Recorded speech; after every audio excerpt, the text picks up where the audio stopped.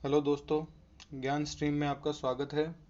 आज हम बात करने जा रहे हैं एक नए टॉपिक के बारे में जिसका नाम है UK wants international detain group.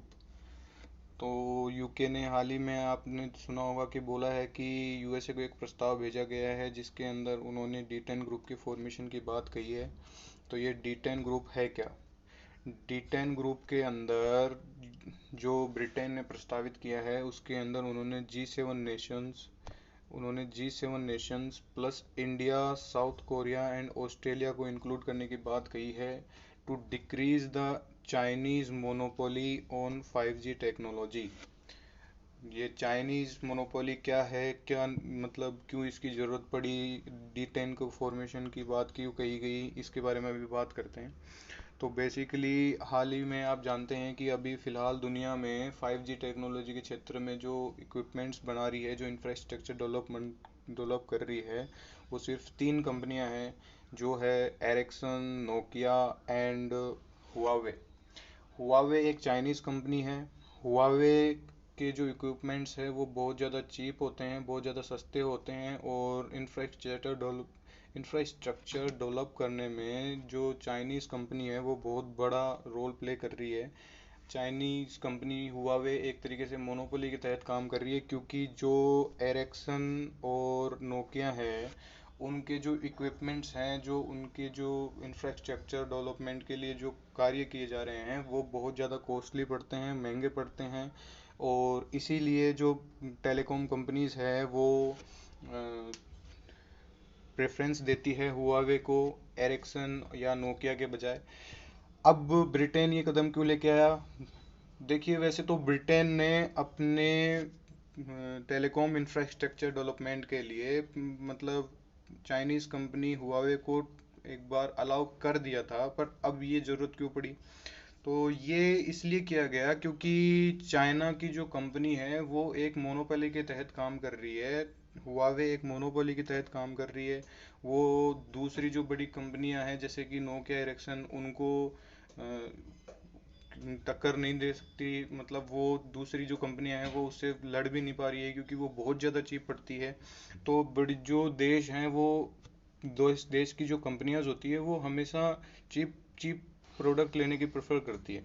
अब क्योंकि ये ब्रिटेन ने ये कदम तब उठाया है जब चाइनीज कंपनी हुआवे को यूएसए ने एक प्रतिबंधित कर दिया, उसको बैन कर दिया यूएसए के अंदर। जो जी7 नेशंस हैं उनके साथ ये फॉर्मेशन करने के पीछे एक बड़ा कारण ये है कि जो डी10 कंपनीज होगी उनके जो डोमेस्टिक कंपनीज होगी उन्हीं को फिर बाद में ये टेंडर दिया जाएगा। वही कंपनीज इंफ्रास्ट्रक्चर डेवलपमेंट करेगी, वही कंपनीज इक्विपमेंट्स बनाएगी। तो ये सब किया बेसिकली इसीलिए जा रहा है ताकि जो डोमेस्टिक कंपनीज है उनको चाइना की कंपनीज की मोनोपोली से बचाया जा सके, और ये जो डेमोक्रेटिक कंट्रीज हैं उनकी जो वैल्यूज हैं उनके एक उनके तहत काम किया जा सके, सो दैट कि आने वाले टाइम में चाइना पूरी दुनिया पे एक एकाधिकार ना कर ले इस किसी भी क्षेत्र में। तो अब बात करते हैं कि बेसिकली ये जो यूके है इसने ये कदम क्यों उठाया। यूके ने ये कदम तब उठाया है जब यूनाइटेड किंगडम ने ये कदम तब उठाया है कि जब यूएसए ने सैंक्शंस लगा दिए चाइनीज टेलीकॉम कंपनी हुआवे पे। यूएसए ने चाइनीज कंपनी हुआवे पे जो सैंक्शंस लगाए हैं उनका एक जो बेसिक सैंक्शंस लगाने का जो कारण है वो ये है कि चाइना की जो कंपनी है वो स्पाई करती थी, यानी कि वो जासूसी करती थी वेस्टर्न नेशंस का। वो वेस्टर्न नेशंस की जानकारियां अपनी खुद की चाइनीज़ गवर्नमेंट को प्रोवाइड करती थी। और इसी कारण जो अगर इतने बड़े लेवल पे अगर जासूसी कोई कंपनी करती है या फिर कुछ भी ऐसा होता है तो एक नेशनल सिक्योरिटी थ्रेट बन जाता है किसी भी देश के लिए। कोई भी देश अपनी सिक्योरिटी को लेकर हमेशा सतर्क ही रहता है। तो इसीलिए यूएसए ने चाइनीज़ कंपनी हुआवे को बैन कर दिया था। चाइना हुआवे एक टेलीकॉम कंपनी है, और इसीलिए जब यूएसए ने जब उसको बैन किया, उसके बाद में यूके ने भी अपनी सिक्योरिटी के बारे में जांच पड़ताल शुरू की।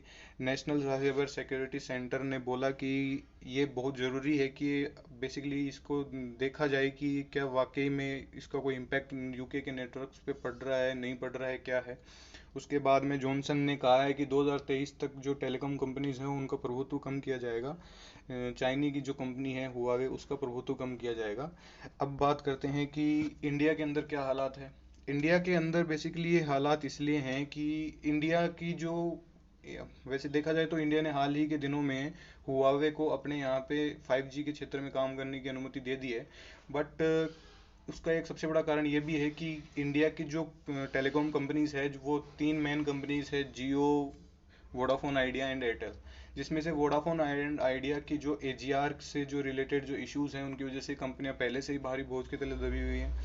उनके ऊपर काफ़ी ड्यूज पहले से बचे हुए हैं, और इसीलिए ये कंपनियां जो हैं ये बड़े महंगे नोकिया, एरिक्सन के जैसे 5G इक्विपमेंट्स को अफोर्ड नहीं कर सकती है। और इसीलिए इनको बहुत हुआवे के ऊपर ही डिपेंड होना पड़ेगा। हुआवे ही एक ऐसी कंपनी है जो चीप प्रोडक्ट प्रोवाइड कर रही है। तो एक बहुत मार्केट के अंदर, नो डाउट इसके अंदर बहुत शक की निगाह से देखा जा रहा है कि हुआवे को ये टेंडर देना कहीं गलत तो नहीं होगा। हुआवे को टेंडर देने का अर्थ होता है कि वाकई में सिक्योरिटी थ्रेट तो नहीं है कहीं। ये बहुत सी चीज़ें ऐसी हैं जो सवाल पैदा करती हैं, बट क्योंकि कंपनीज की दृष्टि से देखा जाए तो जो नोकिया, वोडाफोन है, वो उनके होप भी बहुत कम है। बेसिकली उनके ऊपर इतना बर्डन है कि अभी ये भी बोलना मुश्किल है कि क्या वो इंडिया के अंदर सरवाइव कर पाएगी, नहीं करवा पाएगी। तो ये बहुत बड़े जो क्वेश्चंस हैं वो इसीलिए हैं। और जैसे कि बात किया जाए कि जैसे उन्होंने G7 का जो प्रस्ताव जो उन्होंने पारित किया, वो उन्होंने G7+3 का प्रस्ताव पारित क्यों किया? क्योंकि वो रशिया को इंक्लूड नहीं करना चाहते। वो रशिया को बाहर रखना चाहते हैं इन सब से। उसका सबसे बड़ा रीज़न है कि रशिया को 2014 के अंदर G7 कंट्रीज ने सस्पेंड कर दिया था।